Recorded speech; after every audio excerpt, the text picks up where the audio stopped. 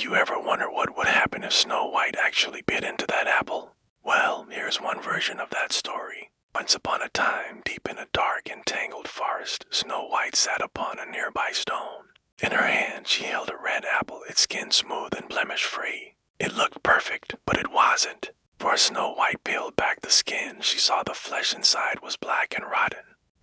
Hunger drove her to take a bite, and that's when the apple fought back.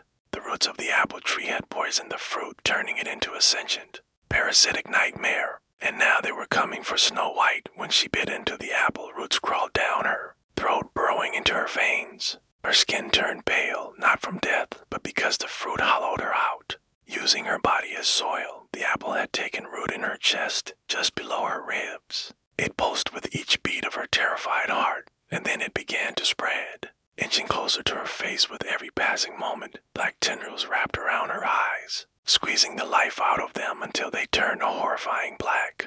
The apple seed spilled into her mouth, coating her tongue and teeth in a thick, sticky paste. And then, as if sucking the very color from her lips, the apple leached the red from her mouth, leaving behind only a ghastly white. Now Snow White wanders the forest as a mindless husk. Her eyes wide and soulless, her lips stained a horrifying black, she whispers to the trees, urging the animals to come see what the queen has done to her, and the forest, in turn, whispers back, its voice carried on the wind, weaving its way through the trees and over the hills, lulling anyone who hears it into a false sense of peace. For the apple's poison doesn't kill, but it does corrupt, twisting the minds of men until their eyes are black and soulless, their lips white as bone. Any villager who enters the woods is never seen again. They're found wrapped in thorn branches, their hearts missing, devoured by the queen's creation.